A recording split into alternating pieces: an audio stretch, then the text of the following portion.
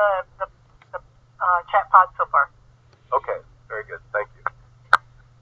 All right. Okay, this presentation is about a tool. Okay, a tool to help citizens understand the concept of kind of growth efficiency.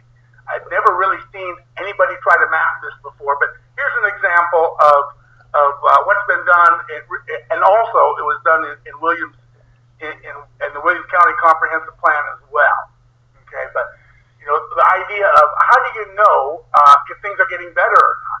You know, how do you know good when you see it? Well, the biggest innovation that's occurred in the last 20 years are these benchmarks. I mean, we think of them as teacher-student ratios or hospital beds and so on, but there's many different ways. Measurable performance standards are often, how it's characterized. That are our policies working or are they not working? Okay, they can be simple or complicated. It can be miles of sidewalk and trails if more hiking opportunities, or traffic counts downtown if you want more traffic, or simply quantifying wetlands and floodplains and emergency response and so on, as you've seen from some of those others.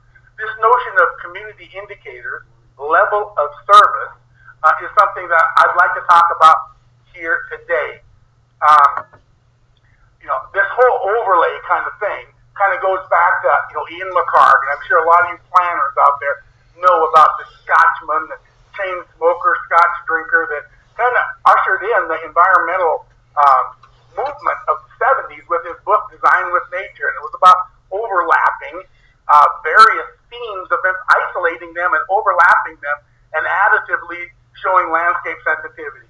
They were really environmental things like steep slopes and soils and floodplains and so on that cumulatively began to show the most sensitive places, and then on the reverse side, it was, developable places, I guess. But mostly it's saying where not to build, which begs the question, where to build, okay? And that's what we're trying to get at with some of this landscape or this growth efficiency. So McCargian is how we did in Williams County, the landscape sensitivity, but this growth efficiency one takes a little bit different wrinkle. It's very much like it, except that don't try to read this. This is from a white paper.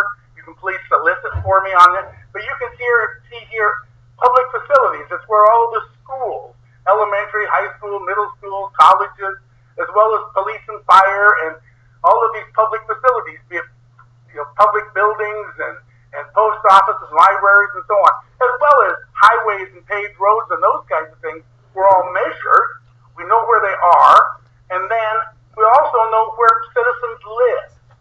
It's a little bit hard to see here, but all these blue and black dots are, residential address files. Okay, so we know right where people live. With those two things, computer models can begin to quantify what the average citizen's proximity is to all of these things, highways and elementary schools and so on. So literally, this map here, it's combined, it's really decimal feet right off the edge of the map in terms of how close any place in the county is to, in this case, elementary schools. And you can see 2.6 miles is what the average citizen's proximity is to an elementary school. So you might call that the norm, okay? And you can then, use this proximity and others, and proximity is relevant because in the case of, response time for police and fire, it can be translated into, or walkability, be it, schools and other services, or even linear extensions of sewer and road. Those kinds of things can all precipitate from that. You can see here how that 2.6 miles becomes a radius that can be identified. And I can assign the number 1 to those and 0 to everything else. And you can begin to cross tabs. Literally 83% of all the citizens in the county are within that 2.6 mile radius. And you can see who's well served and who's not well served. Okay? You can do this with each and every one of those. So you have these service radiuses based on the level of service norm that you can then add together to create this map that begins to characterize, the most suitable places. And it's a fiduciary obligation of local government to grow logically and efficiently. You can see these 14s then are really 14 overlapping radiuses someplace in downtown Williston, okay, where they have absolutely, perfect proximity to all of those services that were tested. okay? But you can see it just says that they're all equal. They're all just ones. Clearly there's not a lot of developable land in some of those areas as well, so you still have to, look at sort of where available land is and so on. And landscape sensitivity too. But you can see that this growth efficiency map then goes from 1 to 14. And so you weight them.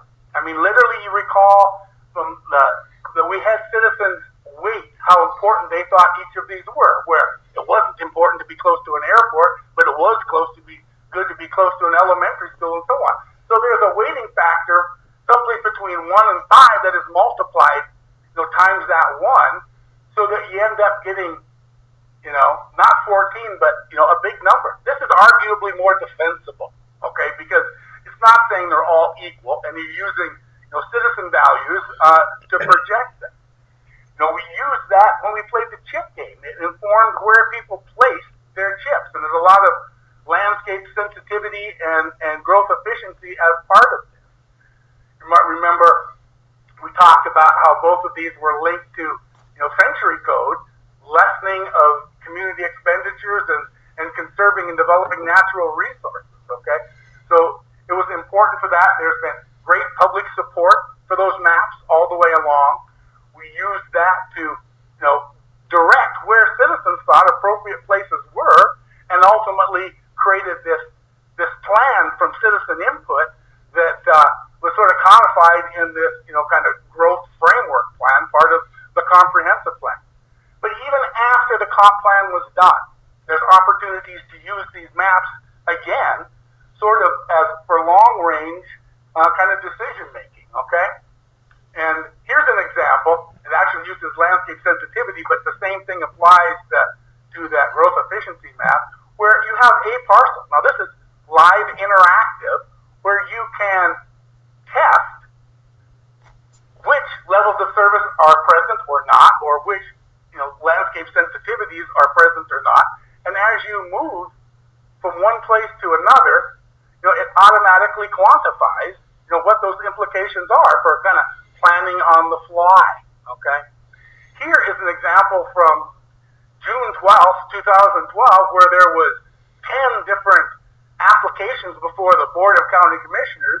Some of them were zone changes and some of them were conditional use permits and so on, but literally isolated are the individual parcels that they're talking about, and how big is it, and what the efficiency score is, and the landscape sensitivity, and close proximity to other development, and emergency response, and those other benchmarks that we had talked about. So you can see, for example, number 7 is very green, number 5 is very red, and literally here's all 10 of those things in terms of how well they did. Here's number 7 and here's number 5. They did very well. So it's kind of decision support information. It should not be used in the deterministic fashion, but here's all 10 of those for each and every one of those things that you can begin to put together. Now here's the first one they entertained that evening for approval or denial. If I clip out here to number 5, you can see, really roads, I think. Highway proximity was the only thing, that red area was sort of, above level of service for, whereas this 7 near the edge of town is basically has lots and lots and lots of overlapping. It's a better place, more consistent with the goals of the comp plan to approve a development like that, okay? So, demonstrated support for these two projects, how they inform, first of all, the comp plan to make it better, how they inform day-to-day decision-making sort of on the fly, and how they can become sort of a vision keeper notion, the values of the citizens imposed on incremental decision-making, over time as decisions are being made. Okay? With that, I think I'll stop. Great stuff, Steve. Thank you for sharing that. A very analytic approach, I think, that shows how we can use a data-driven analysis to help inform the decision-making process. I'm going to